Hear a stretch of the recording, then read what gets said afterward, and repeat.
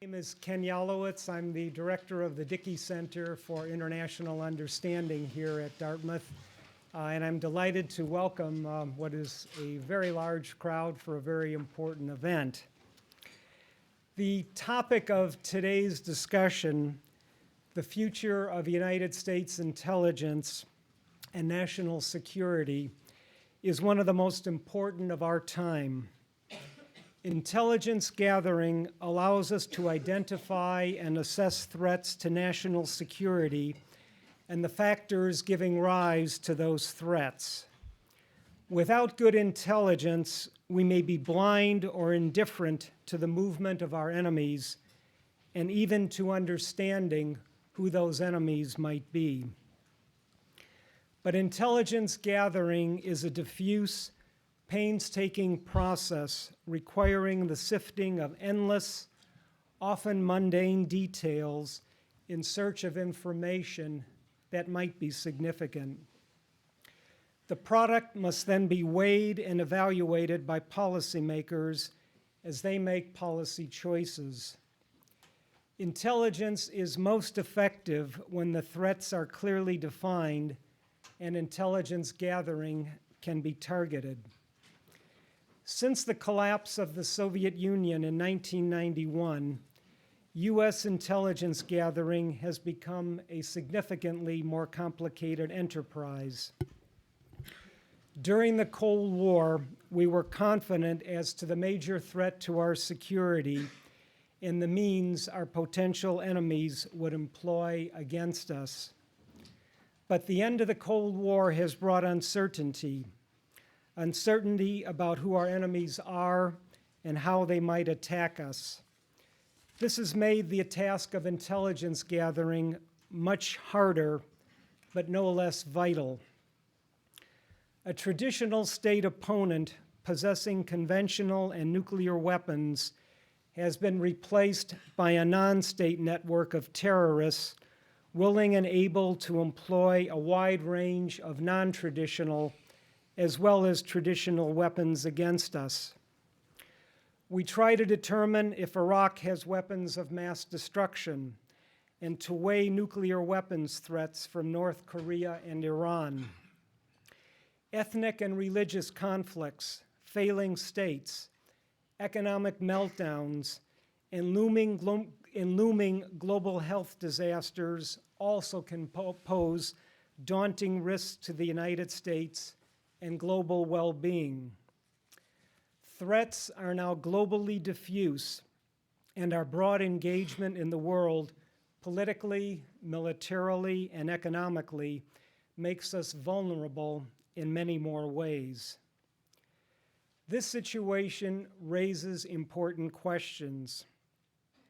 How do we undertake intelligence gathering effectively in new and constantly changing conditions? How do we define the threats we face today and for the foreseeable future? And then, how do we design an intelligence system and find the resources that can meet those threats? What data is most significant, and how best can we obtain it while fully respecting our laws and principles? How do we measure how well we are doing, including the latest legislative reform, creating the new position of Director of National Intelligence and the charter of a National Counterterrorism Center? What oversight should intelligence agencies have, and how do we correct intelligence failures? Is our Congress set up to do the job correctly and efficiently, or do traditional committee turf struggles still hold sway?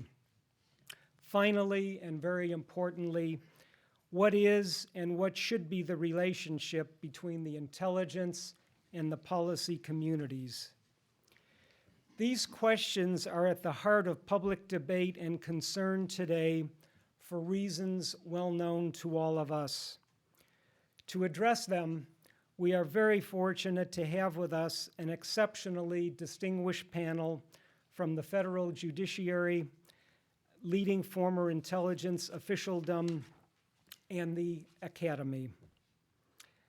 Our first speaker is Justice Laurence H. Silberman. Judge Silberman is a senior judge on the U.S. Court of Appeals for the District of Columbia Circuit.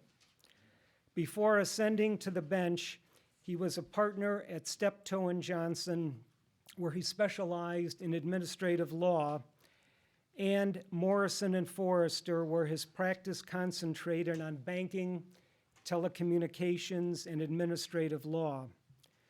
Judge Silberman was an attorney in the Appellate Division of the General Counsel's Office of the National Labor Relations Board, and served as a solicitor and later as Undersecretary of Labor at the U.S. Department of Labor. He has also served as Deputy Attorney General of the United States and as the United States Ambassador to Yugoslavia. He served with great distinction quite recently with former Senator Robb as co-chairman of the Silberman-Robb Commission, a presidential commission on the intelligence capabilities of the United States regarding weapons of mass destruction, and their study focused on the shortcomings of the intelligence community with regard to the weapons of mass destruction in Iraq.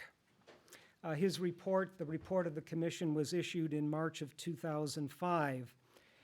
Judge Silberman is a very distinguished alum of Dartmouth, the class of 1957.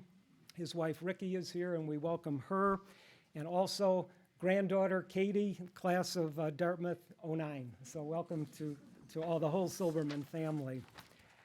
Our second speaker is John McLaughlin. John is the former Deputy Director of Central Intelligence and former acting director of Central Intelligence.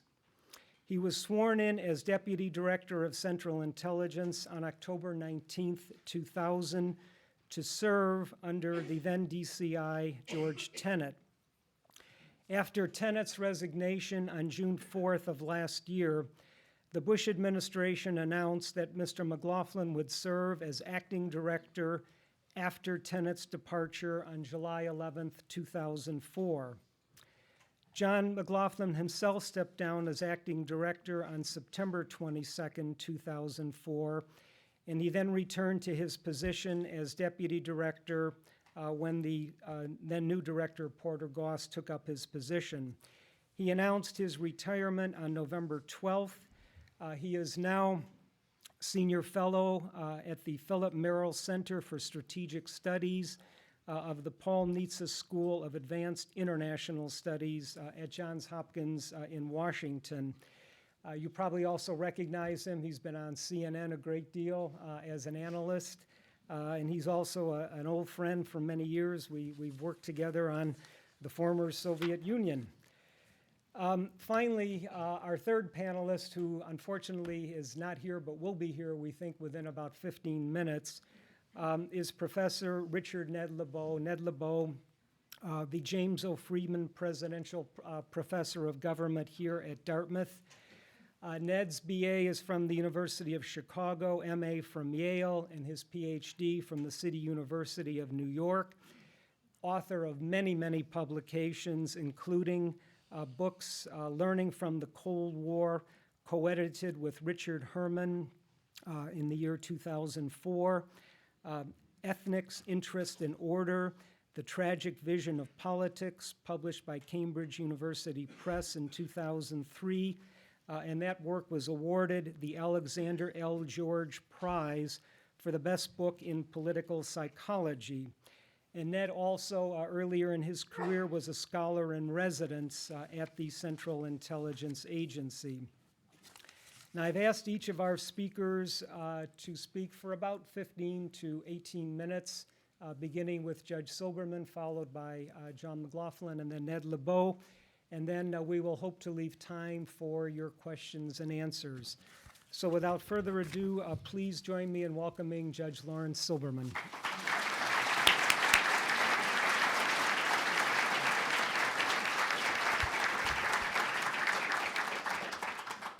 Thank you, Ken.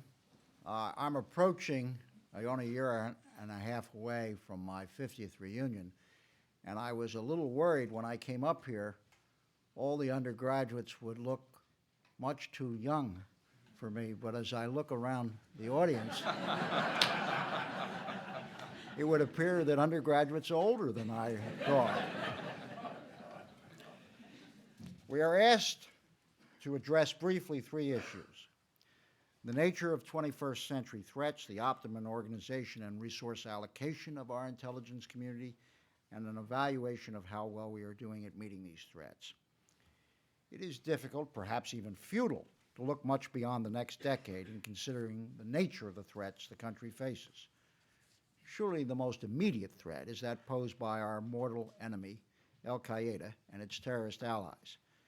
The possibility that terrorists would gain access to weapons of mass destruction is a nightmare scenario that worries everyone with any responsibility for the defense of this country and puts enormous responsibilities and an incredible difficult task on the shoulders of the intelligence community. To be sure, the proliferation of WMD to various countries is a problem that our government has sought to frustrate for some years, a process that they have sought to frustrate, although I have never been very confident that we can be effective at stopping the spread in the long run. That doesn't mean we shouldn't fight it as hard as we can. Such weapons, particularly nuclear weapons, have become such an element of national power that almost any nation faced with a geopolitical threat has too great an incentive to defend itself to be permanently dissuaded. Granted, we were able to persuade Libya to give up its programs in return for incentives and perhaps other aspects, but after all, it is not particularly threatened by its neighbors. Iran and North Korea are pressing problems because, as aggressive nations, they both feel threatened.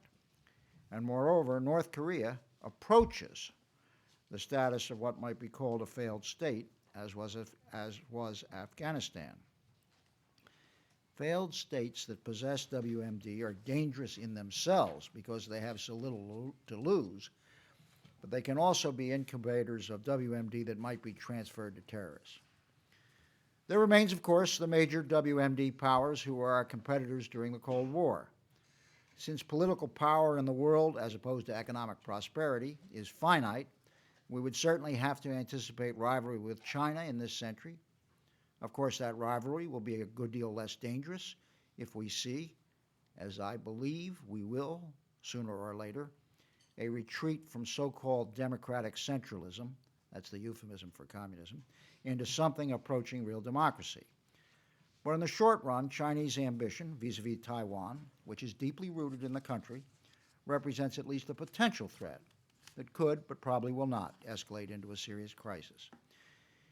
In the long run, given their imploding population, Russia will become almost irrelevant. My study of history at Dartmouth convinced me that countries are aggressive only when their population is expanding. But in the near term, the Russians continue to be a WMD threat, particularly in a potential combination with China. We get the impression, unfortunately, that much of Russian elite opinion has a badly distorted view of U.S. policy towards Russia. Many in their senior positions seem to believe we harbor hostile views, even some suggesting our policy is directed towards the breakup or constriction of Russia. It has occurred to me that perhaps we could use another Ames to tell the Russians our attitude towards them is really benign. In sum, the 21st century can well be threatening to the security of the United States as was the 20th. And the proliferation of WMD means that determining the intentions of potential or real adversaries with respect to these weapons becomes needed intelligence of the highest order. That means that it is crucial to understand political development in countries like China, Russia, Iran, and North Korea. We learned in our study of the intelligence community's appraisal of Iraq's supposed possession of WMD that, among other mistakes, we focused too much on material objects and not enough on the political dynamics in Iraq. Threats to this country never come from the weapons alone. They come from the people who would use them. Any intelligence expert will tell you that the most difficult intelligence to obtain and the most valuable is that which reveals another country's intention. Even more difficult is the penetration of terrorist groups to gain tactical intelligence. We know their strategic objective all too well. So the challenge to our intelligence community is formidable indeed. We are asked by Ambassador Yalowitz how the intelligence community should be organized and resourced to meet this threat. The resource allocation subject is frankly too difficult, complex, and classified to go into in detail. Suffice it to say that much of the congressional fight over the intelligence reform legislation, which pitted advocates of the Defense Department against those seeking broader reforms, turned on the question of how much technical intelligence resources, which are by far the most expensive, should be devoted to tactical intelligence, that primarily designed for combatant commanders, and how much for strategic intelligence. That tension is inevitable. There's not much more I can say about it now. I'll try to answer questions without getting into classified matters.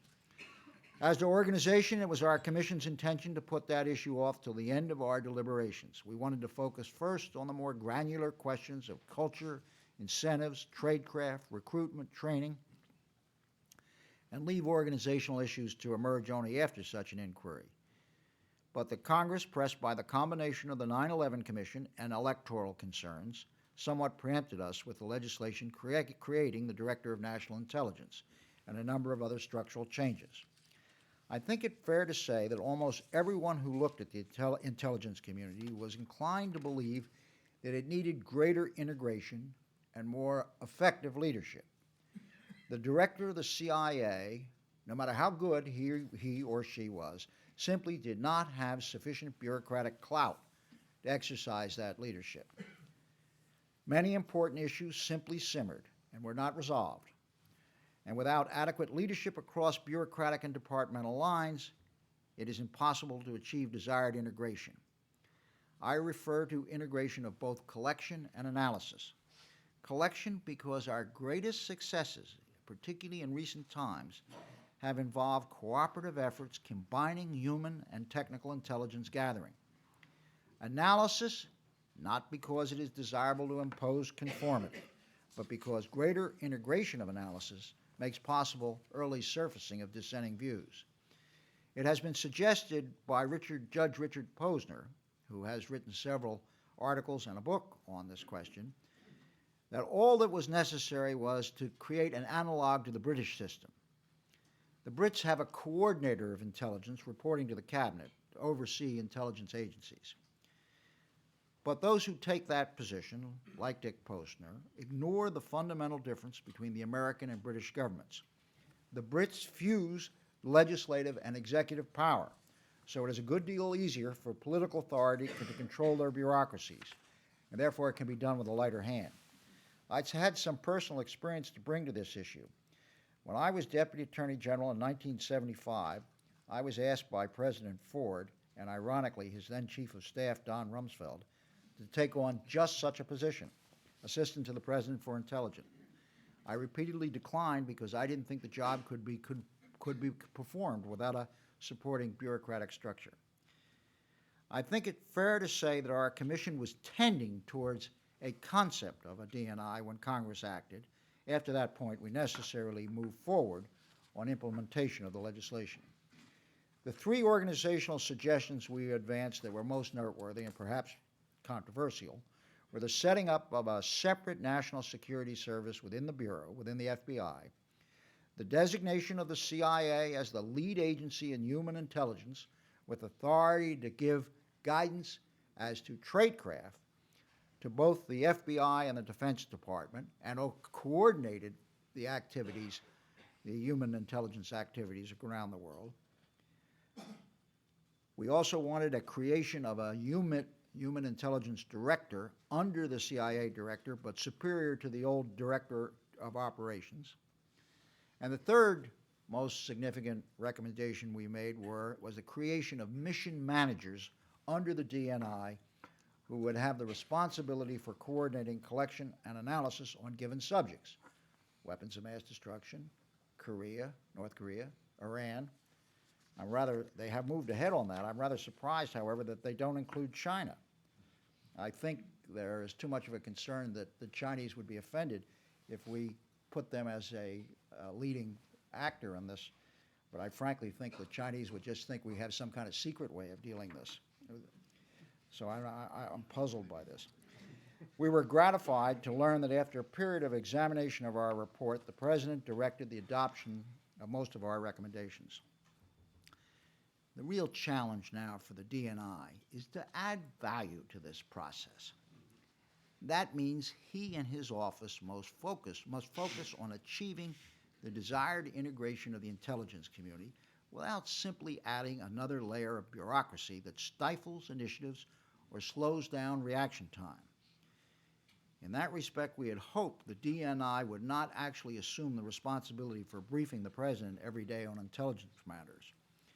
We thought that would take too much of his energy and time and thereby prevent him and his office from working on the more difficult and less glamorous management issues. From what I hear, we may well be disappointed. Ambassador Yalowitz put an added issue to us recently and asked us to address the role of policymakers vis-a-vis intelligence. Our commission thought about that a great deal. As many of you know, we particularly searched for any indication that policymakers had pressured the intelligence community on the subject of WMD in Iraq, and we found absolutely no such indications. And we interviewed Lord knows how many people. We even interviewed reporters who had reported about such pressure, and although, of course, they wouldn't tell us who the sources were, good cross-examination can tell you when one of my friends who's a reporter finally confessed that this came from one young person who was an analyst at the CIA who sat in a room with a vice president with a number of senior people, and he felt intimidated.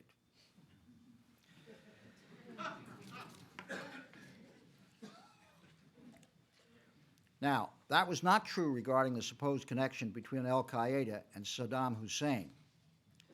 Policymakers did push hard on that question, but the intelligence community did not in any way tailor its views to accommodate policymakers. If anything, it became more firm in its view that there were no significant connections.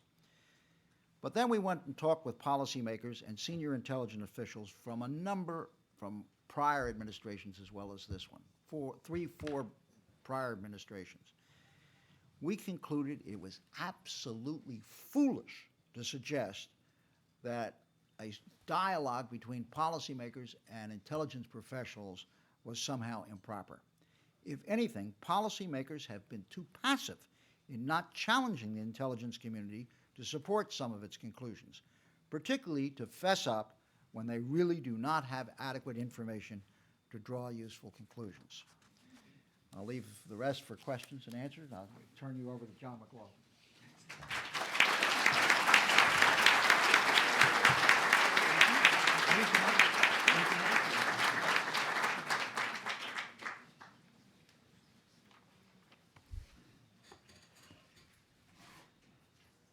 Well, many thanks to my good friend Ken Yalowitz for the invitation to be here tonight. It's really great to be with you and discuss this very challenging subject. In fact, for me, after testifying in Congress for so many years, it's great to be anywhere where the proceedings don't start by someone saying, "Raise your right hand and repeat after me." I call this a challenging subject that Ken has laid out because he's actually asking us to look ahead, as Judge Silberman indicated. Look ahead a century and think about what should the requirements be for American intelligence. Well, let's think for a moment about what this century looks like and what the playing field is likely to be for American intelligence. First, even 5 years into this century, it's obvious that we're living in a time of kaleidoscopic and absolutely tumultuous change on indices ranging from population growth to more complicated things like technological change. Over the next 10 years, for example, we're going to be adding something like the equivalent of 1 Mexico per year to the world's population. And the important point is most of that will occur, 90% of it or more, in parts of the world that are already straining to deal with services, ethnic strains and ethnic tensions, and things like unemployment. The demand for energy is rising everywhere, so rapidly that unless we find a substitute for oil, we'll need the equivalent of another OPEC to meet the need. And that promises continued international competition for access to energy resources. And in technology, the time between discovery of scientific principles and their application is shrinking so dramatically that most technologists are simply baffled when you ask them to project the future. And I think we experience this in our daily lives. And while America is now the world's only superpower, there is no certainty that this will be an American century, as the last one surely was. So for intelligence, this century looks like a period of enormous uncertainty, a time when the principal enemy of intelligence, surprise, will lurk around every corner. We're not the first generation of Americans to face uncertainty. Listen to this paragraph from the memoirs of Harry Truman's Secretary of State, Dean Acheson, as he describes the global landscape at about the time the CIA was created in 1947. Listen to what he says. "The period covered by this book was one of great obscurity to those who lived through it. Not only was the future clouded, a common enough situation, but the present was equally clouded. We all had more than the familiar difficulty of determining the capabilities and intentions of those who inhabit this planet with us. The significance of events was shrouded in ambiguity. We groped after interpretations of them, sometimes reversed lines of action based on earlier reviews, and hesitated long before grasping what today, at this moment, seems obvious. The period was marked by the disappearance of world powers and empires, and from this wreckage emerged a multiplicity of states, most of them new, and all of them largely undeveloped politically and economically." Does this have a familiar ring to it? If it does, it should remind us of Mark Twain's observation that history may not repeat itself, but it sure does rhyme. Acheson, of course, was heralding the challenges that eventually emerged during the Cold War. That, of course, is over, and there's little similarity between the challenges of that time and the challenges that intelligence faces today. Back then, we had to track and locate very big things: a motorized rifle regiment, submarines, bombers, deployed nuclear forces. Today, we still have to do much of that, but we also have to hunt for very small things: a bomb in a suitcase, one person in a city of 17 million, one room in an apartment, a single packet of data moving through the global information network, not even the whole message. Back then, we worried mainly about governments and political parties, particularly if they had a Soviet connection. Today, we still have to follow governments and parties, but for what they mean in and of themselves. We have to look deeper into societies, down to towns, regions, religions, tribes, while also assessing the societal stresses that can be factories for terrorism. Back then, the secrets that we had to find, that intelligence had to find and unlock, were shared by hundreds of individuals in ministries and embassies, a large pool from which we could recruit agents. Today, the secrets we most want are shared by a handful of people, perhaps only a dozen, living in a cave in some remote area. Back then, we had a shortage of data. Today, the capture of a single terrorist with electronic media will yield terabytes of data, the equivalent of what we have in a typical public library. And our job is to search it, fuse it together, and search for patterns of threat in it. And back then, we had to share the results of intelligence mainly with other agencies in the federal government and with a few trusted foreign partners. Today, we have to share all of this with a worldwide anti-terrorist coalition and with thousands of local law enforcement officers in the United States, so that today, if a highway patrolman here in New Hampshire cannot identify a carload of suspicious people, it is arguably a CIA or FBI failure, because there has to be this movement up and down the line of information from local to national, national to local. In a world like that, as Judge Silberman was, I think, saying, it's important to establish priorities, because intelligence can't cover everything. In the intelligence business, not a day goes by, if you're in charge of it, when you aren't making some decision that involves a trade-off that puts coverage of something at risk, because you cannot cover everything. While much of this is changing, I think for intelligence, there are a few enduring requirements that can help establish priorities. And again, you're not going to see a lot of difference between what Judge Silberman said and what I'm saying. But think of what I'm about to say as a set of concentric circles. At the innermost circle, with the highest priority, has to be those things that threaten the lives of American citizens, American military forces, or, more broadly, the physical security of the United States. So in that innermost circle, we have to put terrorism, weapons of all kinds, their proliferation, and the possible conjunction of these realms. These are likely to be number one for the foreseeable future, and in my judgment, they're likely to consume the energies and ingenuity of a generation, just as the struggle against the Soviet Union did. At the next circle out, I would put emerging powers with uncertain futures. China, of course, as the judge said, is the best example. It is in no sense an enemy, but with China having replaced the U.S. as the #1 destination in the world for foreign direct investment, with it having moved into #3 in terms of manufacturing capability globally, and rounding out 25 years of military modernization, intelligence will need to have a very clear-eyed view of China for the foreseeable future. And there are other countries in this category. At the next circle out, I would put countries that continue to direct hostility against us or our allies.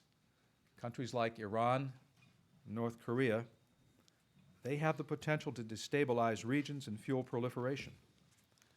The next circle out probably includes regional hotspots like the Middle East, South Asia, parts of Latin America, all of which have potential to affect U.S. interest in one way or another. And finally, encircling all of this, I would put global trends that cut across all of this. Things like energy and trade patterns, technological change, environmental issues, even environmental issues. When American forces deploy somewhere, intelligence will be asked, what are they going to find on the ground? What diseases? What inoculations are required? What are the environmental threats? And economic development, of course. Well, how well prepared are we to deal with all of this? The short answer is this: better than a decade ago, but not as well as we need to be. It's not widely understood that at the time of 9/11, the intelligence community was just at the front end of a rebuilding effort after a decade that had reduced its resources between 22 and 25%. That was the peace dividend. That was a period when there were actually more FBI special agents in New York City than there were CIA case officers around the world. So, much work lies ahead in terms of creating raw capability, expanding skills, and enhancing expertise. As this progresses, it's important not to be captured by the bumper sticker du jour. Washington is highly susceptible to pendulum swings of opinion, which, when allowed to determine program choices, always lay the groundwork for future trouble. For example, in the late 1970s and early 1980s, technical intelligence, space satellites and such, that was all the rage. And intelligence leaders gutted what we called HUMINT. That's classic espionage, recruitment of agents, human source intelligence. Today, the mantra on everyone's lips is that we need more and better HUMINT. This is true, but we must not move so emphatically in that direction that we risk neglecting intelligence from technical and other sources. Intelligence work, frankly, is often like trying to solve a jigsaw puzzle without benefit of the picture on the box. So you better have stuff coming at you from every source you can to make sure that you have the pieces you need to assemble that picture. And what about the new intelligence community structure that the judge referred to, the one that was enacted into law last December? Well, my public testimony will tell you that I did not think it was the right answer at the time it was enacted during that debate. But to paraphrase something that Secretary of Defense Don Rumsfeld said in a very, very different context, it is the answer we have.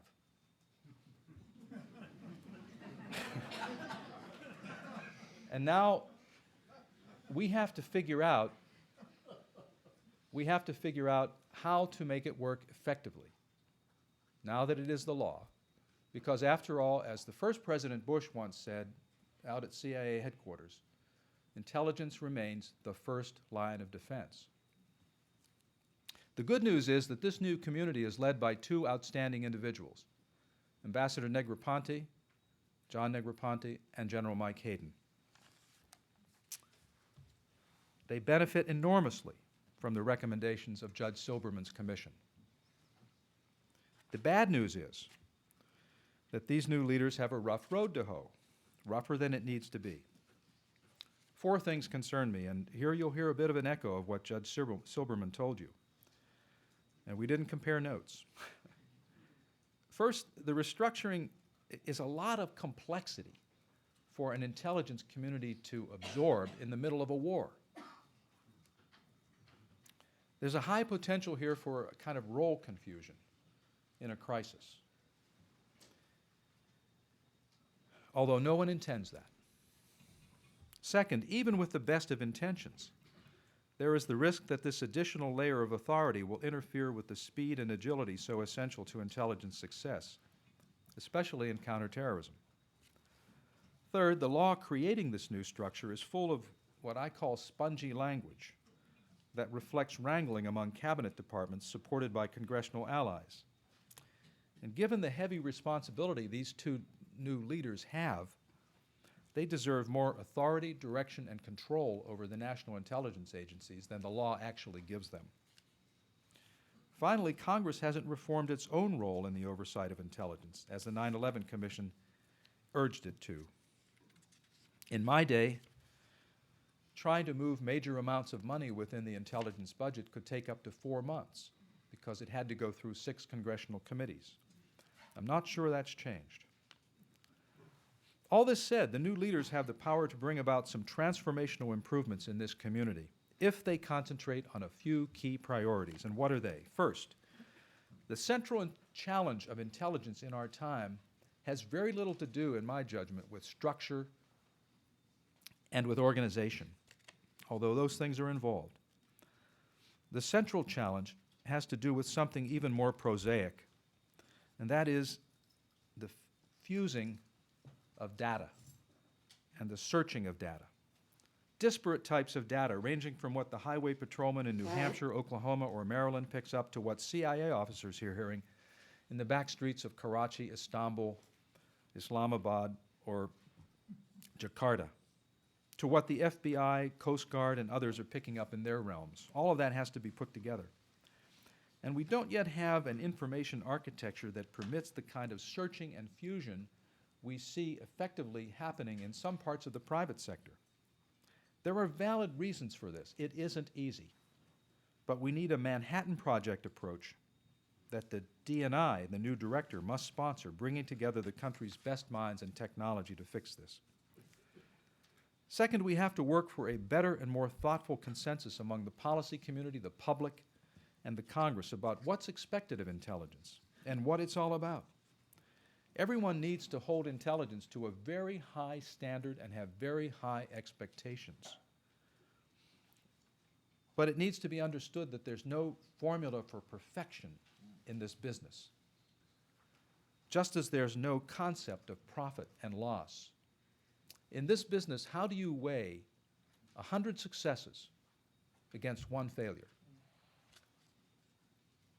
And in a risk-taking enterprise, there will, by definition, be uncertainties and some failures. Finally, while turf battles among intelligence agencies have been exaggerated, we do need a greater sense of community among the 15 agencies that comprise the community. Some gold-water nickels-like provisions, something as simple as senior promotions requiring service in more than one agency. This is a recommendation from Judge Silberman's commission. Could move dramatically in that direction of a more harmonious, closer-knit intelligence community. Here, the DNI has a huge opportunity to make a transformational contribution. By separating for the first time responsibility for running the whole intelligence community from the responsibility for running the CIA, this new director has a chance to concentrate with intensity his predecessors could never spare on the issue of harmonizing all of these agencies. And that's why I and the leaders of other national intelligence agencies pushed so hard, but unsuccessfully, for the major national agencies to report directly to the DNI. To make a breakthrough here, this new director will need two things. He'll need the cooperation of all of the departments of government, and the other intelligence agencies outside the CIA report to other departments. And second, he will have to avoid becoming absorbed in the minutiae of daily operations and analysis. That'll be hard, because those are the things that ultimately can splatter on presidents when they go bad. And so any leader of the intelligence community is going to pay close attention to them, and there's a lot of tension in that system as the new director seeks to do what Judge Silberman talked about, harmonize this whole community, but keep his thumb on the pulse of what's happening. So there we are. That's where I think we are, on the cusp of a new era for American intelligence, with a new structure that has potential to do good, but if not carefully managed, potential to go awry. Fortunately, it's entrusted to two experienced, dedicated, expert professionals who have every desire to make this community a stronger one and the country more secure. And we all have to wish them well. Thank you very much for your attention.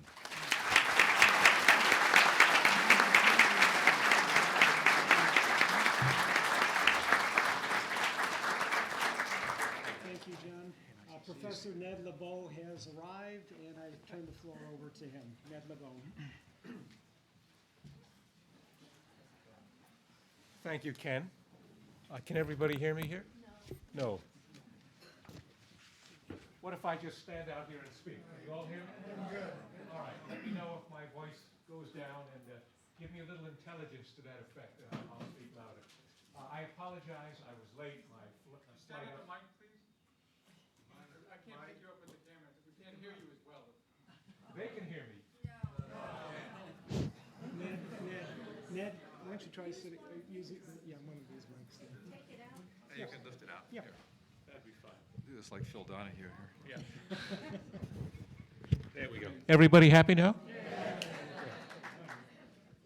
I apologize. I was late, and I also apologize. I didn't hear our first speaker, and I only heard the last half, I believe, of your talk. I have written about intelligence failures, and I'll talk a little about that if we have time. I also served as a scholar in residence in the Central Intelligence Agency, working for Admiral Stansfield Turner, who was given the job by President Carter to make the agency obey the law in the aftermath of the Watergate years' domestic spying, and also sought to modernize the analytical side of CIA, which is where I worked. What I then observed was the beginnings of the Reagan administration, because although I was a political appointee, I had not yet found another job. In those days, Republicans and Democrats were much nicer to one another than they are now. And my new Republican bosses said, well, we don't want you to default on your mortgage. Stay here until you find another job. but they moved me out of my rather central location into the psychiatric shop of the CIA that studied the personalities and sex lives of foreign leaders. That was also quite interesting. What I observed at the outset of the Reagan administration was a politicization of the agency, which was very depressing for many people in it, and brings us right to the problem that we have had with the current administration.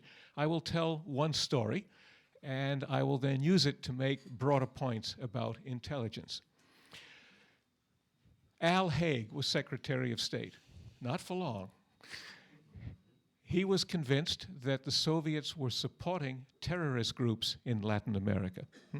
And Reagan made some statements to this effect, no doubt primed by Haig. The new head of the CIA, Bill Casey, thought this was an opportunity that could be exploited to get the CIA back into the action channels, because after Vietnam, the CIA was not in such good repute, in part because it had early on not been, I wouldn't say in favor, the CIA doesn't take sides in these things, but its intelligence had not been favorable to what the administration wanted to do. Successive administrations made more use of Beltway bandits, consulting firms. Casey thought by doing a special national intelligence estimate, a SNE, of Soviet support of terrorism, he could win the ear of the White House.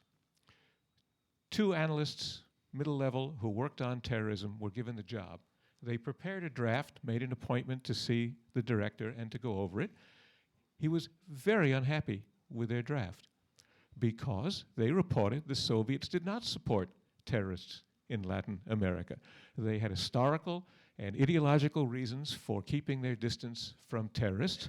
At most, they had some relations with the political front of one of these groups, but at a distance.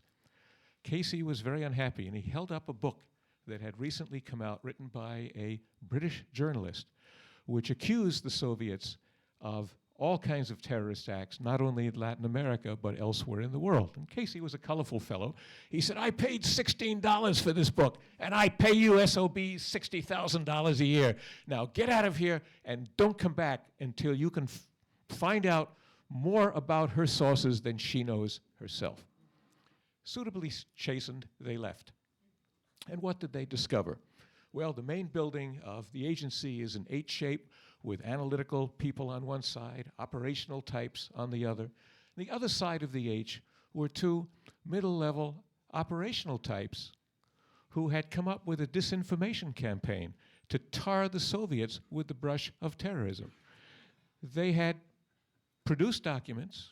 They had used a Whitting cutout to place these documents with the British journalist, who was so ideologically disposed to accept them that she never asked twice where this windfall was coming from. They made another appointment with the director and brought with them the two fellows. These were two women on the analytical side, two men on the operational side, to confront Mr. Casey with the evidence. He listened very politely, told the women that they had done good work. This is what intelligence was about. But he said the president wants the Soviets guilty of terrorism, and this is what we're going to tell him. Huh? The two analysts said, that's not what we're going to tell him. And this went back and forth, and Casey gave the job to two other people in the agency who were more pliant, more career-oriented. To his credit, he didn't punish the two who had said no, and the White House was told what it wanted to hear. Now, within an hour, everybody in the building knew the story. Opinions were divided. The lion's share of the folks I talked to were appalled. Huh? An intelligence agency only functions if it speaks truth to power, if it calls shots on the basis of how it interprets the evidence that it's collected. Huh? Not that it will always be right, but at least it will reflect an honest opinion. There was, however, a minority of people I spoke to who were quite happy about this. The agency was back in the action channels. This was what had to be done to get the president's ear. I watched in the Reagan administration as pressures increased to politicize intelligence. But I can tell you from speaking to contacts I still have in the agency and from going down and speaking on a couple of occasions in the current administration, the Reagan administration was nothing in comparison to the present administration. What they have committed is not an intelligence failure, but a fundamentally criminal act. And here we need to distinguish between big intelligence failures and little intelligence failures. Little intelligence failures have to do with such things as not accurately predicting that there were no weapons of mass destruction in Iraq. Things of this kind. Maybe not asking the right questions of the right people. Big intelligence failures are far and away the major source of policy disaster, and they're intelligence failures that occur outside the intelligence community. They are failures that reflect the hubris of those in power who decide to pursue policies for whatever reason and are so convinced of their power or wisdom or both that they ignore intelligence to the contrary, they refuse to seek information that might lead them to question their goals, and they punish the people who would bring it, deny, distort, discredit information that might stand in its way. This is what's happened in Iraq, and I think we need to focus on the White House, not on the CIA and other branches of intelligence. Not that there weren't problems there, but they're not the central problems. The weapons of mass destruction were in some ways irrelevant because, let's face it, that was a pretext for why the administration attacked Iraq. It was a means of trying to convince the Congress to dazzle the Secretary of State and the Congress into supporting what they wanted to do for quite different reasons. As far as I can figure out, I don't want to use the word we invaded Iraq. They invaded Iraq because they understood that the comparative advantage of the United States was its military power. They reasoned by deploying that power and with shock and awe, convincing others of how easy it would be to overthrow Saddam, the result would be other states bandwagging to the United States, becoming more pliant to American wishes. And at one fell swoop, putting the screws on Saudi Arabia, the Palestinians, and Iran. One did not need a central intelligence agency to tell Rumsfeld, Cheney, and those around them that this was a seriously flawed policy that was likely to have the reverse effect. And indeed, we've seen that that's the case. The only intelligence they were interested in was evidence, and not evidence, information, that supported their claims. They consistently relied on Ahmed Chalabi, a refugee or emigre with a political agenda of his own, who had been discredited by INR and state, by the CIA. The administration continued to listen to him. They took reports from raw intelligence, ignoring the analytical briefs that went with it, raising questions about it. They made this public to suit their convenience. This was a public relations campaign based not on intelligence, but on lies. And that's where the problem lies, and we should not get distracted from that central fact. We are paying the price of the arrogance of power, as is much of the rest of the world. Now, let me turn to intelligence itself. See how much time. About 5 minutes. Thank you.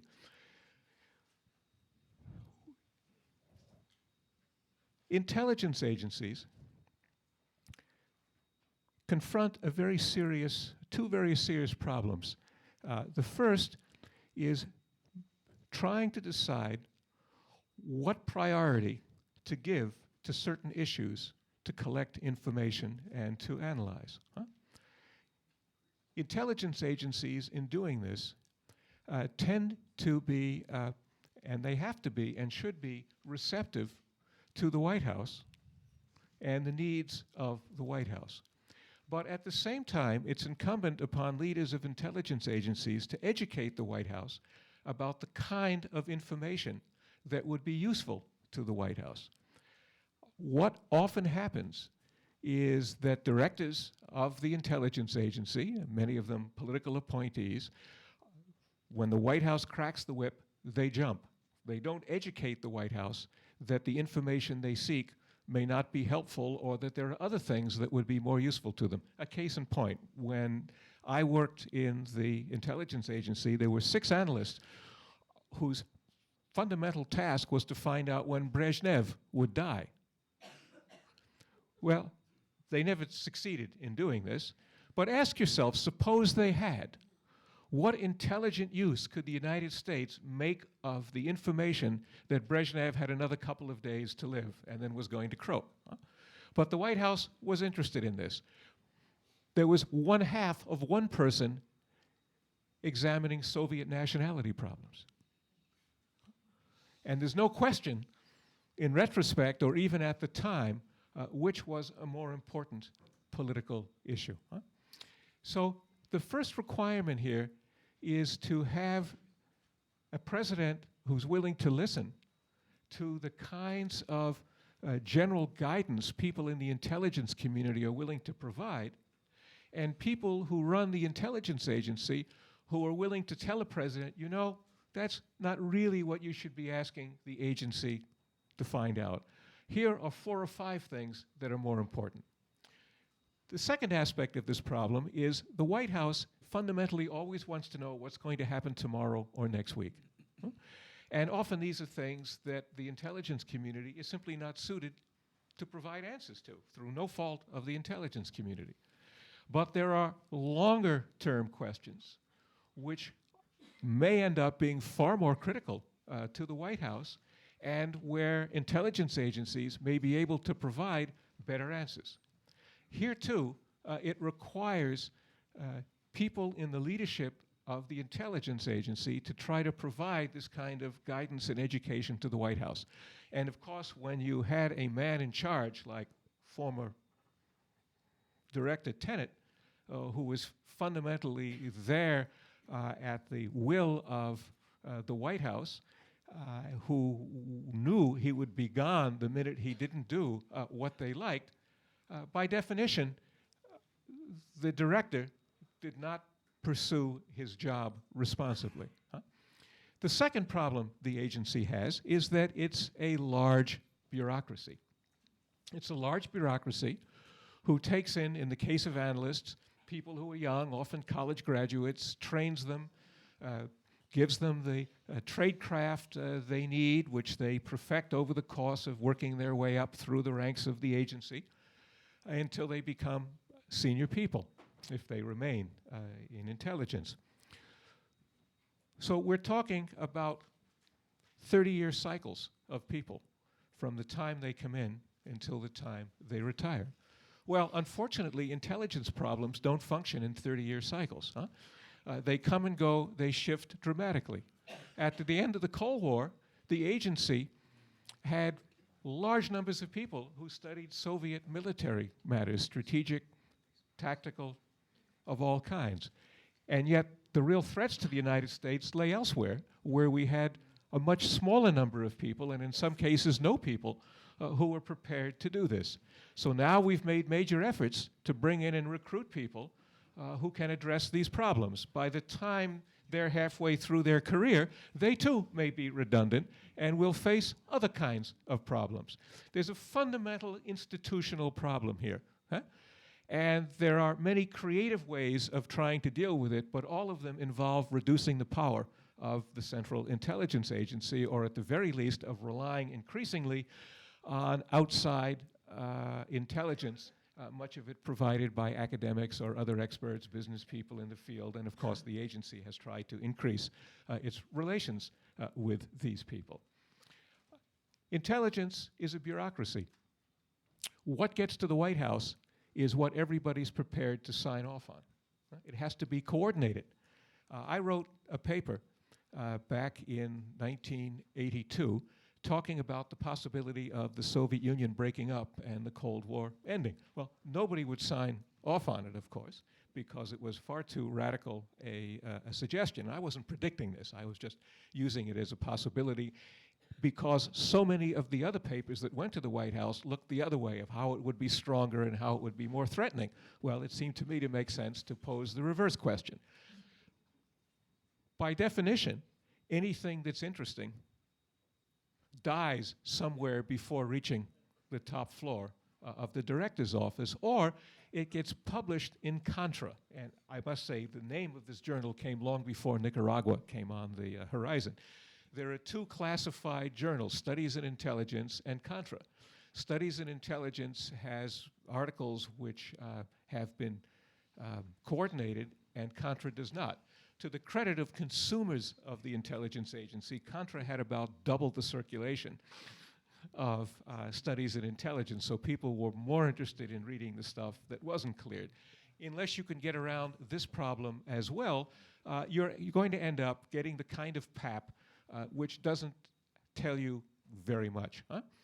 What you face in the world today are a series of problems that are hard to define, whose nature is changing, and you have not only one lumbering dinosaur of an intelligence agency in the form of the CIA, but a number of others like the FBI, all of them greatly jealous of their respective turf and of the information they have, and I have zero confidence that these agencies, despite the quality of the people in them, will do very much to provide us useful, timely intelligence. Thank you.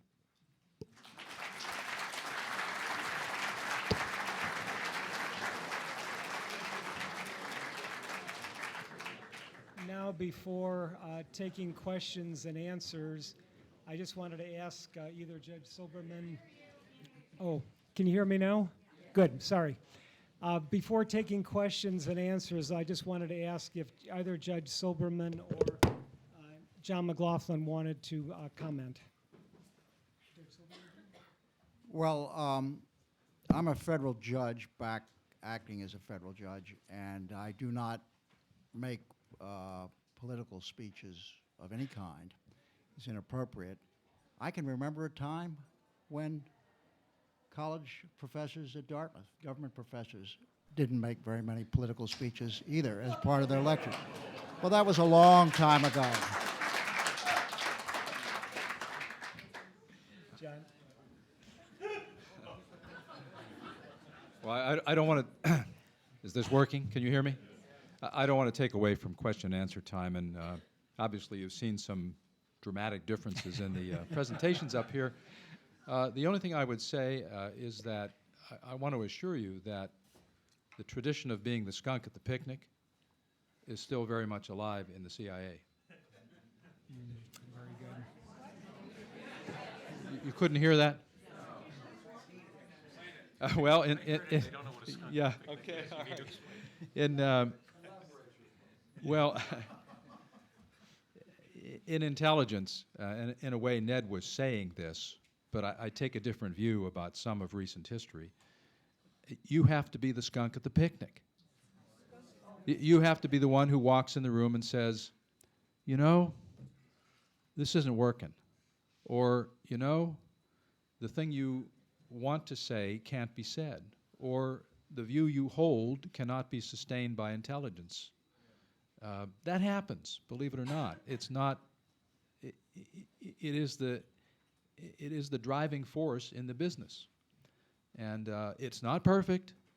I mean, do we always get it right? Do we always live up to that perfectly? No, it's a human institution. But I can tell you, as someone who's been the bearer of very bad news on many occasions, it's alive and well.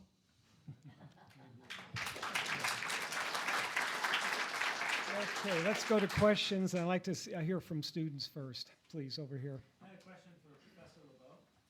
Do you think the Bush administration would have been more likely to receive frank intelligence if it had gone to the private sector, to businesses, and to the academic sector, and looking for, when it was assessing the threat that Al Qaeda or Iraq made, and if it had stayed with the CIA and FBI? And other agencies? Why don't you use the mic and ask your question so everybody can hear it?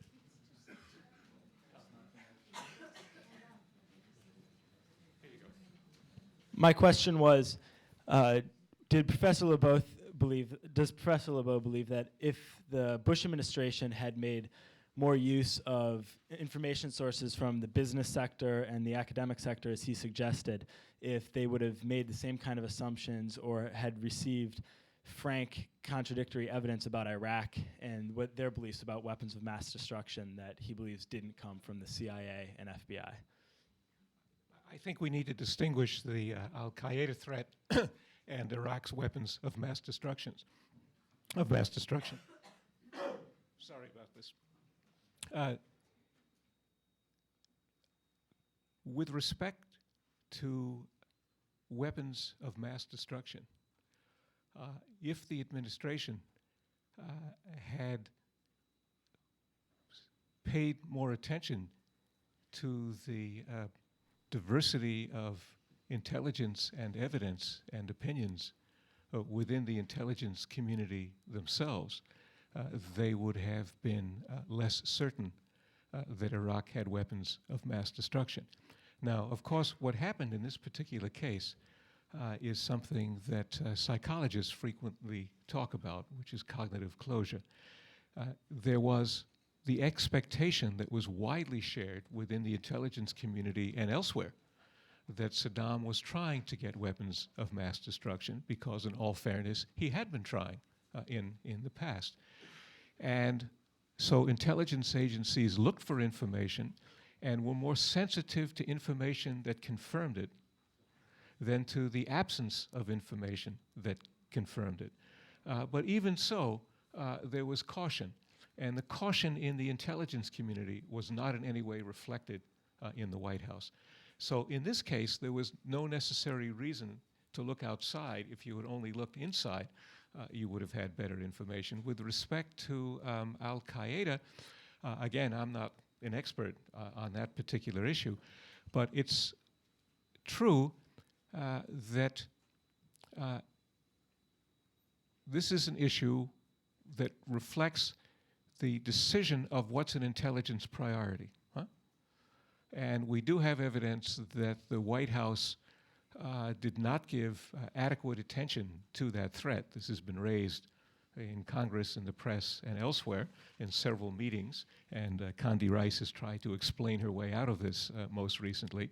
So to some extent, there too, the problem rests with the White House. Now, with respect to business and academic people, these on the whole are not the kinds of questions you would go to them about. Business people, we hope, have little dealings with terrorists or with weapons of mass destruction, but there are a range of other very important intelligence issues where business people may indeed be the front line of intelligence.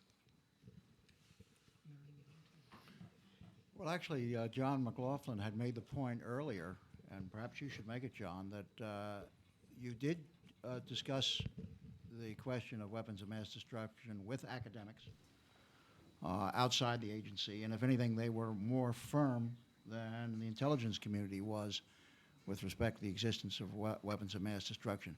That is our understanding, too, on the Commission. The notion that the intelligence community was unclear about the existence of weapons of mass destruction is frankly baloney, to put it bluntly. They were 90% certain, according to the NIE, the National Intelligence Estimate, that Iraq had weapons of mass destruction, and had been fairly certain of that for a long time, as you can tell by the comments made by policymakers in several different administrations with respect to that fact. So the notion that there were a couple of dissidents who surfaced after the fact which is always true. Victory has 1,000 fathers, defeat is an orphan. But the intelligence community was as uniform on this issue as probably any other major question that ever came up. But for that matter, so was every other intelligence community of every other nation. Not the UN. I beg your pardon? Not the UN inspectors. No, that's not true, actually. John, you want to deal with that? Hans Blix actually did think there were weapons of mass destruction. No, Hans Blix himself. John, I would defer to you. Well, I think what Judge Silberman is saying is in the last reports that Hans Blix gave, he was acknowledging that he was still unhappy with what he had found. He still hadn't answered his questions. I would go that far as to say he still wasn't satisfied that he had turned over all the rocks and concluded definitively that the weapons weren't there.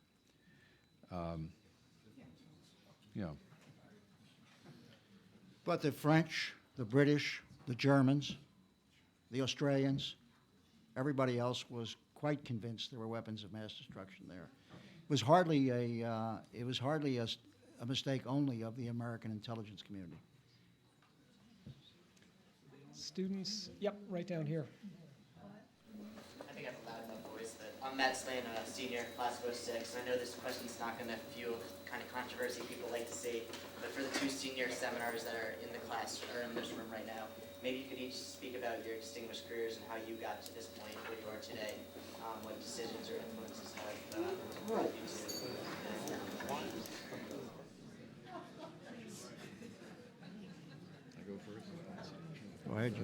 Go ahead, John. Well, I'll be brief. I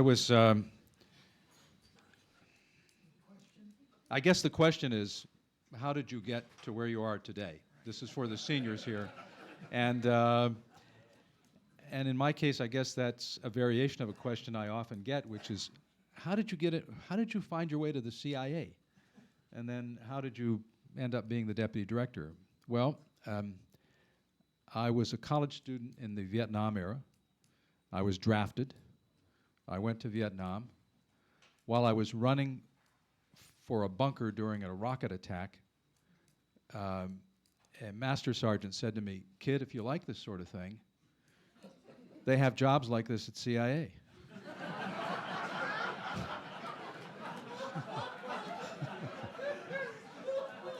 So after a couple years of graduate school, I decided I liked that kind of thing. And went to the local recruiter, signed on, and worked as an analyst for many years. Remember bumping into Ned Lebow when he was there as a scholar in residence.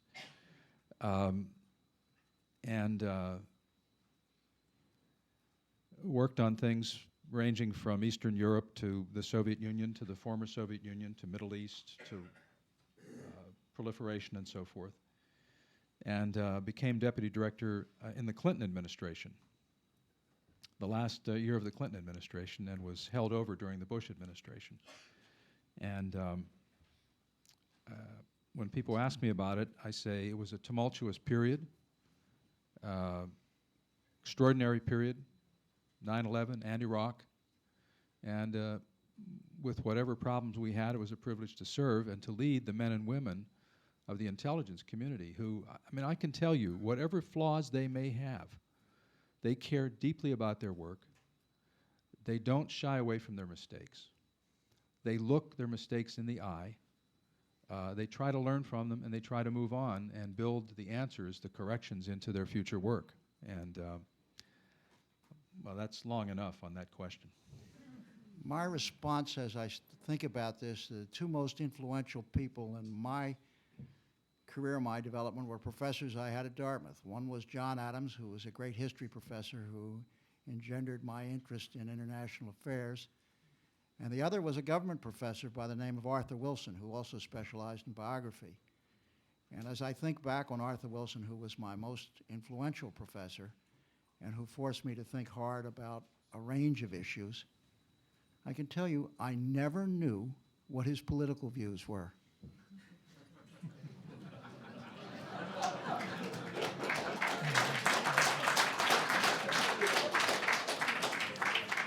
Any other student questions? Oh, right here, right down here, yeah. question for Judge Silberman, asked more secondarily.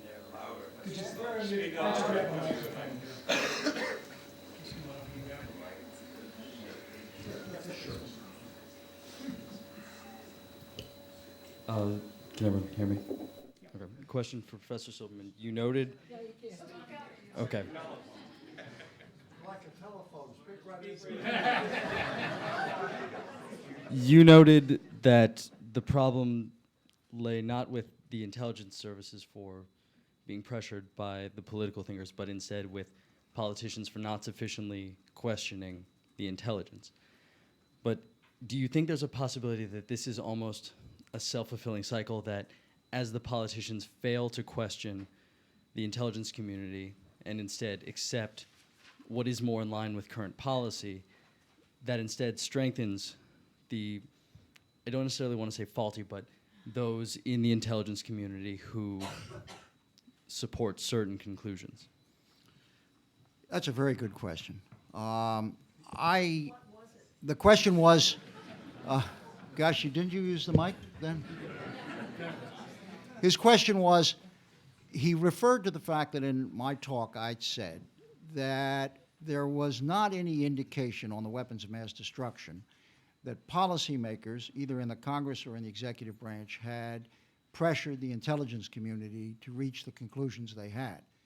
There had been an effort on the part of the White House to try to push the intelligence community to establish a link between al-Qaeda and Saddam. The intelligence community rejected that over and over again.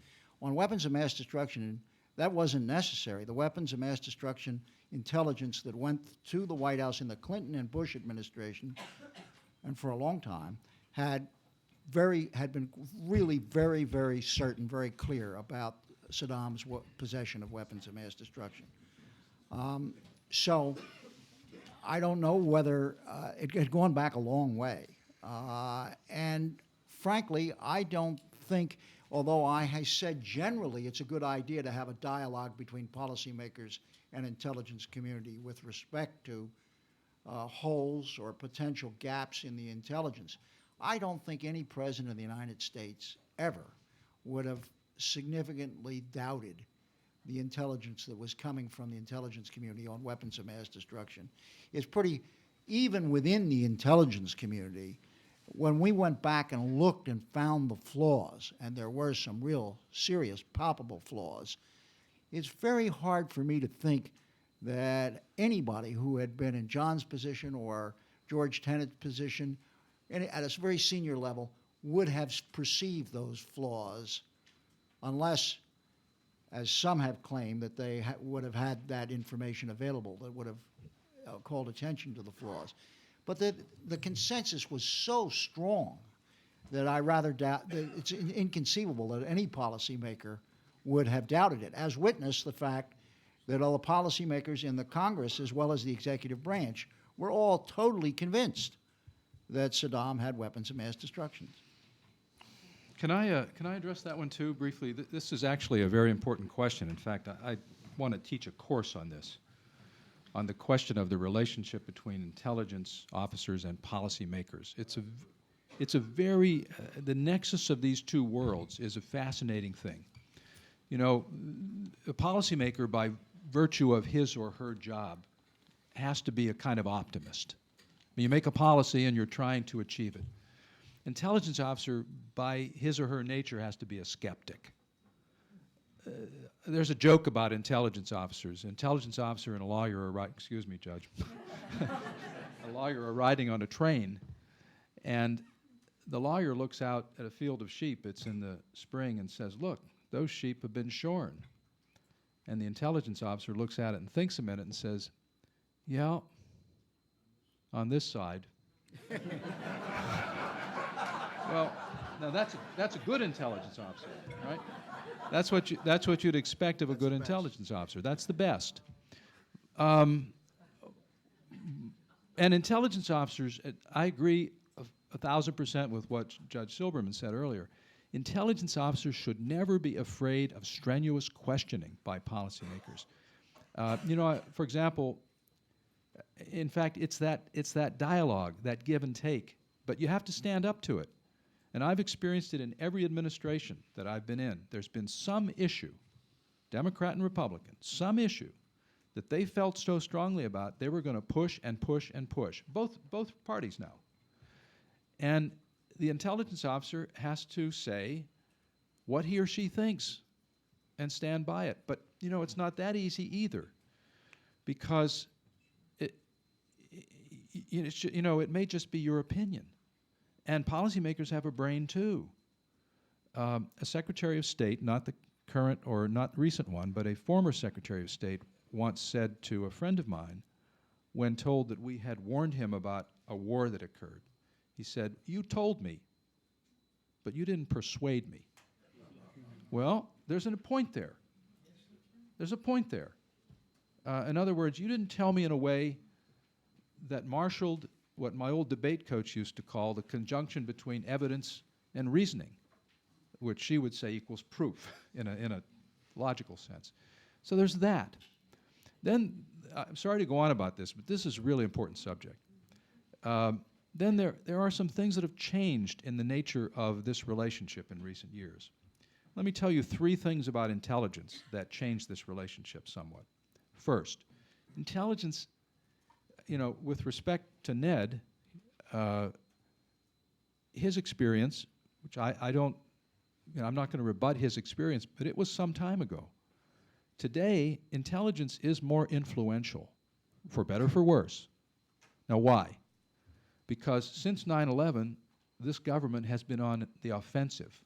And I don't care whether if it had been a Democratic president or a Republican president, with regard to al-Qaeda, at least this government would have been on the offensive. And that means that intelligence officers are deployed all around the world. There's very little you can say about this threat without drawing on intelligence. And it has an action component. Intelligence officers are out there every day grinding down this network in ways that aren't visible to the American public, that keep this movement off balance. Second, policymakers read a lot more raw intelligence than they used to. That's opposed to analysis, something we've thought through and polished and sandpapered, the kind of thing Ned was talking about. They get a lot more raw intelligence. And why is that? Technology. It used to take days or weeks to get a cable out to a field and secure channels get the answer. Today it's all done by instant messaging. Policymaker asks the question, the answer's there in a couple hours, and the next day he wants to see it. So they're processing a lot of information themselves. They have brains. And third, in my judgment, intelligence is more frequently today obliges governments to act. Through some ingenious work in the fall of 2002, the CIA concludes, along with other people in the community, that the North Koreans have a covert uranium enrichment program. Okay? If your policy is based on the Framework Agreement of 1994, which concluded an agreement with the North Koreans that they aren't supposed to do that sort of thing, but we've discovered they're doing it, moreover they admit it, you have to act. We pick up centrifuge parts, the parts of a machine that help to enrich uranium, moving from one part of the world to another, destined for Libya. You have to act. We get a report from a human agent that says, I have an opportunity tomorrow to have a meeting with a person who helped plan 9/11. You have to act. So those kind of things introduce a lot of new factors into this difficult relationship, where the intelligence guy has to be the skunk at the picnic while also being a member of the team.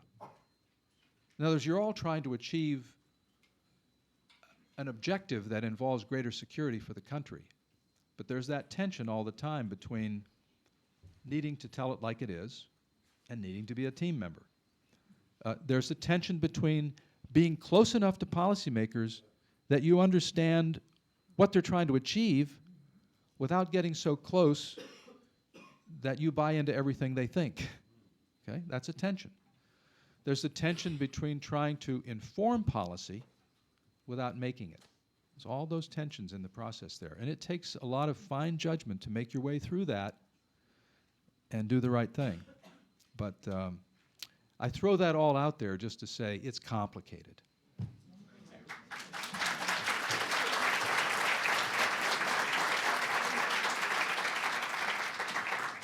I could just say, as a former ambassador and recipient of, intelligence reporting, the complexities that have been described here are highly accurate. It's a very, very, very difficult thing to weigh all of these things. But let's, student questions? Yeah, down here. My question is for Mr. McLaughlin. Could you stand up? Certainly. How can Iran be a fourth-tier intelligence priority, especially considering the nuclear ambitions we're looking at today? That's a great question. The question was, how can Iran be a fourth-tier priority, considering the nuclear threat it may pose and so forth? Well, I'm going to dodge a little bit, but then I'm going to answer your question. I mean, the slight dodge is, I should have said when I started describing these concentric circles that any kind of typology like that is artificial. We're talking about degrees of separation here.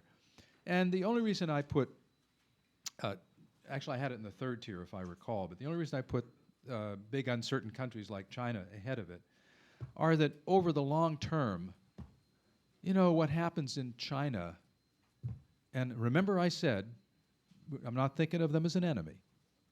I'm just thinking of that country as a country that's growing at the rate of 9-10% a year, military modernization, patient society, wants to be a world power, and so forth and so on. You know exactly what I'm talking about. I'm just saying that it's going to be with us for decades. Your children, your grandchildren, their children are going to be thinking about China. Well, it's true of Iran too, but in a different way. So I don't mean to minimize the importance of Iran. When you look at the countries in that region of the world, there aren't too many that have been nations for a long time.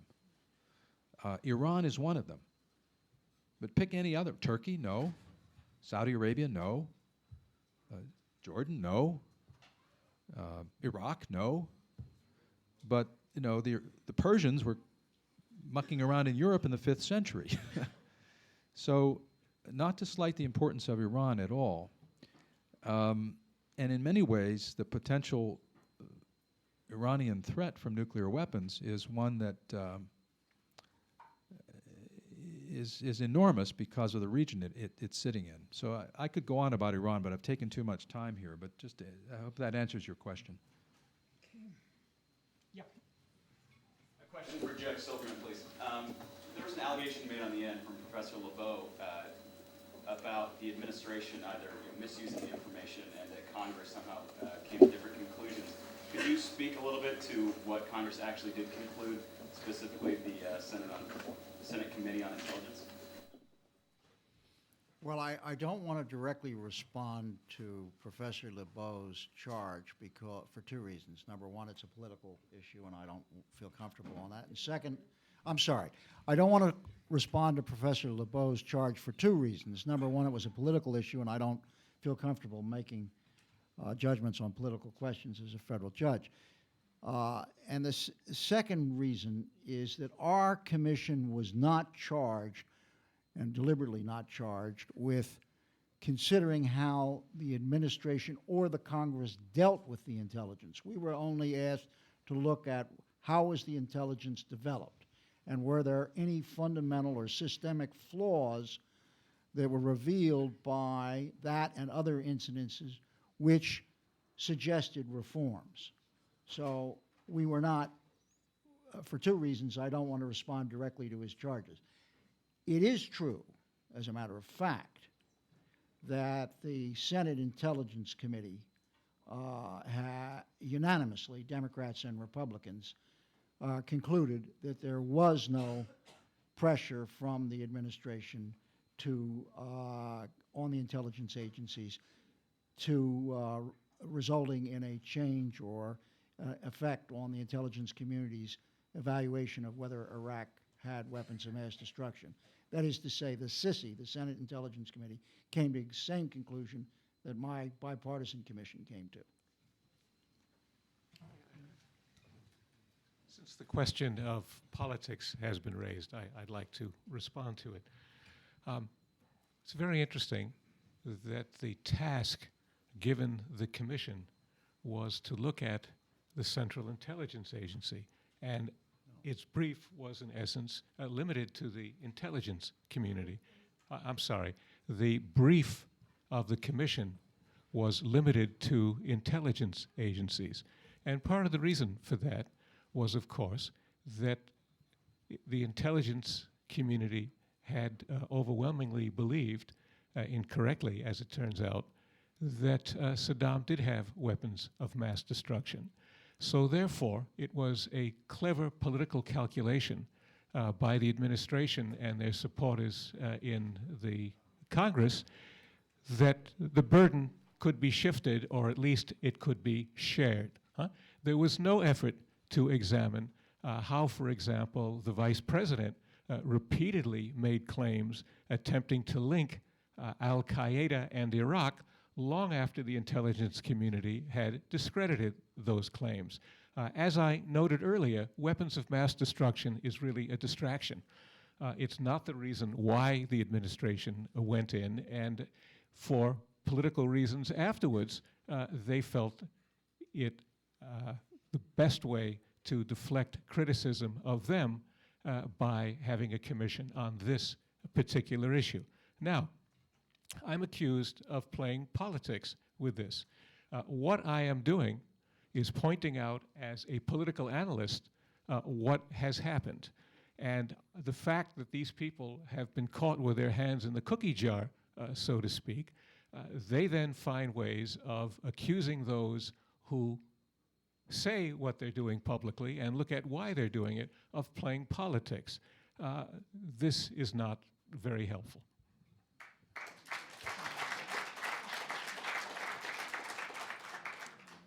Yep, in the back.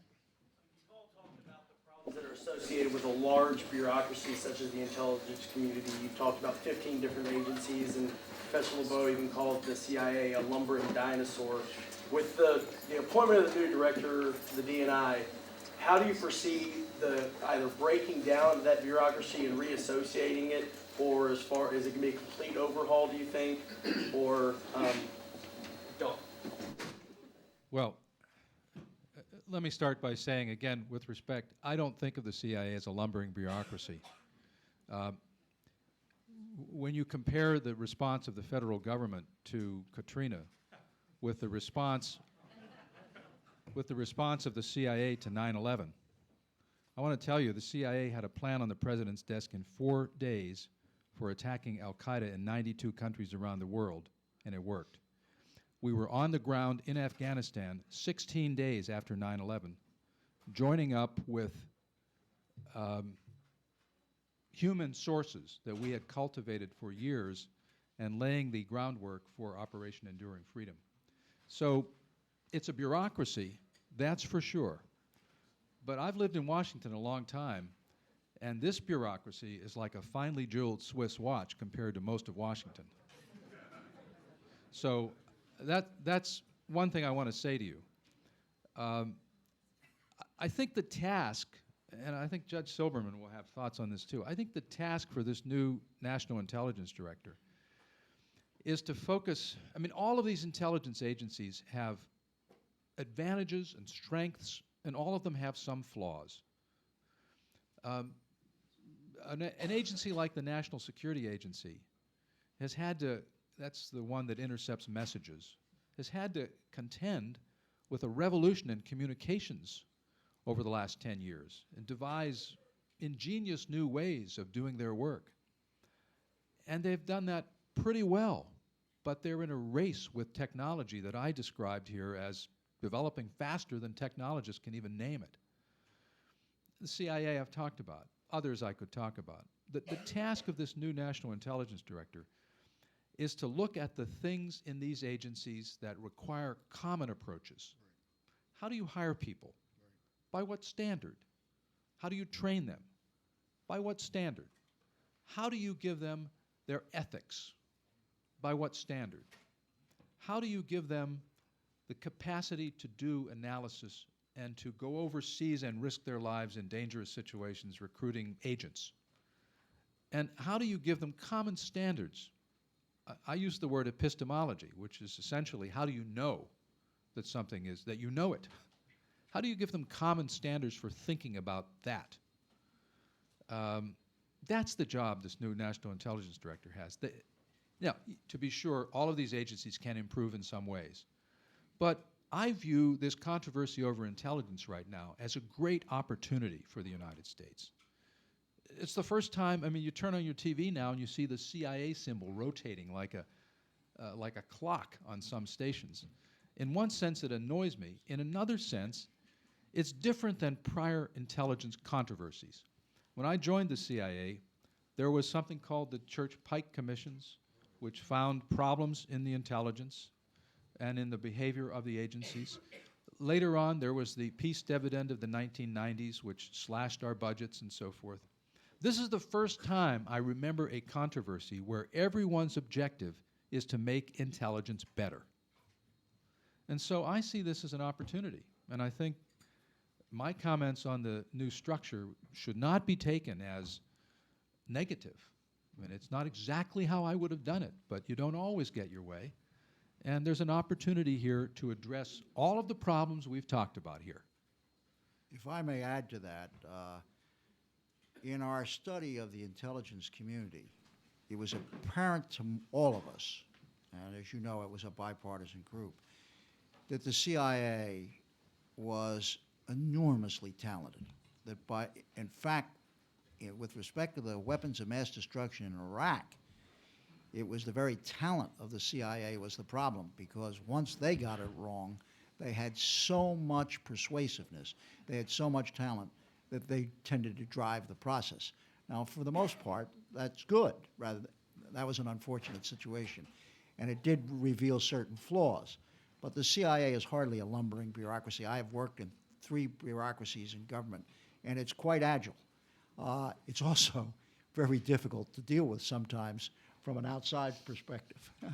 But lumbering is hardly the proper approach. I do want to make one point with respect to Professor Lebow's particular interest in the section of the CIA that studied the health of foreign leaders. Shortly before I went off as ambassador to Yugoslavia, I went out to the CIA and was briefed by a couple of doctors whose job it was to determine how long would Tito live. Now, actually, that was of enormous importance to the United States and to NATO, because there was always a fear that if Tito died, pro-Soviet elements within Yugoslavia would try to disguise that long enough to bring the Soviets in.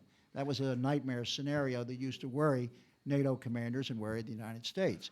So I asked these 2 doctors, well, how long will Tito live? And one of them turned to me and said, Mr. Ambassador, that's a very embarrassing question, because according to our calculations, he died 10 years ago. Time for one last question. Yeah, you had your hand up. Thank you, sir. This is for Mr. McLaughlin. In the agency, as you know, there is an expression of perception is reality. I'm concerned that there is a crisis in confidence among the public over the perceived politicization of the intelligence process. And even if it doesn't agree on the panel that that is so, we certainly have a problem that it is perceived. I myself was a DO officer for the last 10 years. So perhaps it's particularly troubling to me because, as you say, we do care passionately. We talk about 21st century threats. We talk about resources. We talk about development. And certainly there with the former MRO and so forth, we spend billions on intelligence. When you look at the tips of the spear, the problem is no matter how much intelligence, no matter how many billions we spend on it, that it's no good unless it is presented correctly and used correctly. We went to war on what even I perceived as either, and I've been out of the loop for about 15 years, on what even I perceived as either bad intelligence or misuse of intelligence or both. As a result, we've lost 2,025 military. Could you put your question, please? No, as we're short on my time? question would be,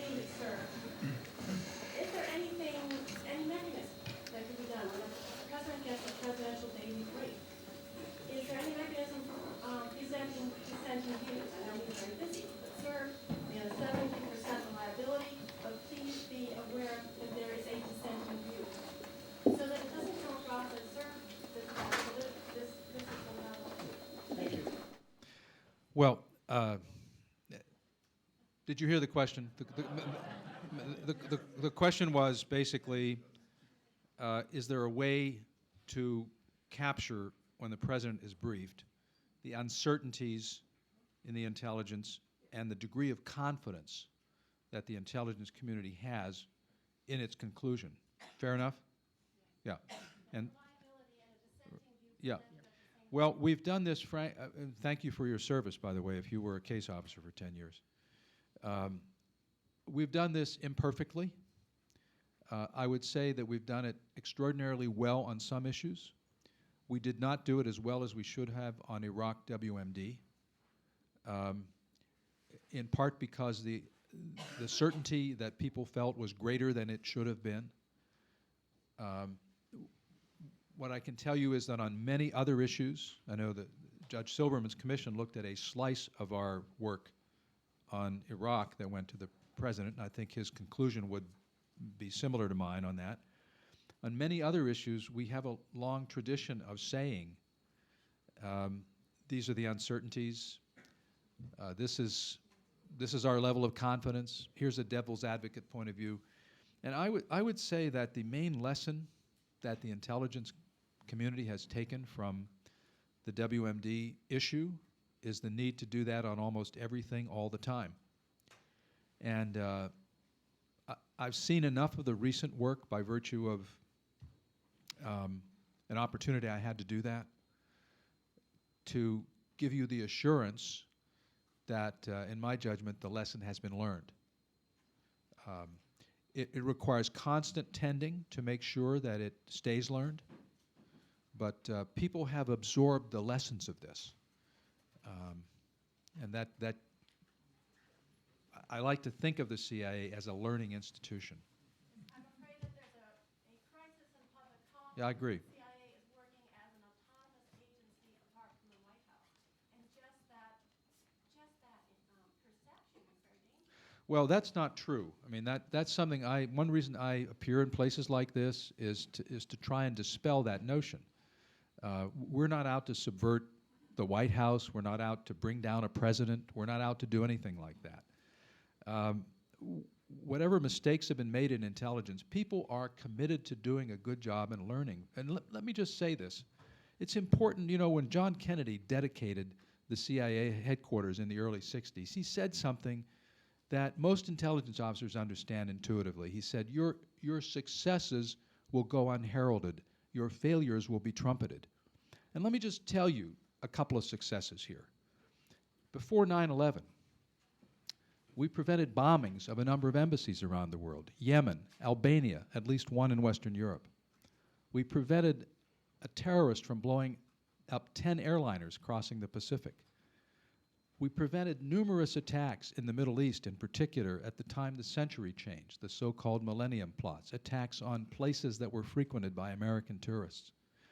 We lost some big battles before 9/11, the bombing of the USS Cole in October of 2000, the bombing of our embassies in 1998 in Africa, and 9/11 itself. But for the CIA, let me tell you something, that war on terror did not begin with 9/11. That was a big battle that we lost in a war we had been fighting for years. We got on the ground fast after Afghanistan, as I said earlier. We penetrated the A.Q. Khan nuclear proliferation network with our agents. We were in every part of his operation, and we brought that thing down. And the fact that we brought it down means that our government can now concentrate more effectively on states of concern like Iran and North Korea. In the fall of 2002, we discovered the North Korean covert uranium enrichment program. That pushed this whole issue back up into the forefront. What we have found in Iran through inspections is largely confirmatory of intelligence that's been available to our government since the late 1990s. And beyond that, I would say that, and in Libya, Judge Silberman mentioned Libya. I don't minimize this at all. When Gaddafi got tired of being a pariah, who did he call? Called the British first. They called us, and for 6 months, American and British intelligence officers met with Gaddafi and his lieutenants and talked them into giving up their nuclear program, their biological program, their chemical program. When he showed us his Scud-B missiles, we said, we want to see your Scud-Cs. They didn't know we had them.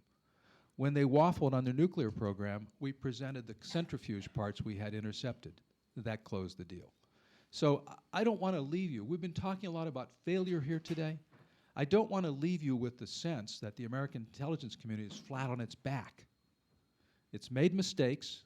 It's accomplished a lot. The ethic of telling it like it is alive and well. And thanks to a lot of the good work that people like Judge Silberman are doing, it's learning from its errors and adapting and moving on, and will be a strong force for the United States. So I just want to leave you with that thought. And you have one more point you want to make. No, my concern, sir, Is that people don't understand any of this? my concern was that the White House was tarnishing the reputation of the agency because it's appearing that the agency is not autonomous and that it says it's doing the bidding of the White House. And I guess that was what was concerning me. Well, I take your point. I'm a bit like Judge Silberman on this. That's a little too political for me to get into. I don't know what the truth of that is. All I can tell you is when you're an intelligence officer, you do your job, and you let the record be what it is. Well, all I can tell you.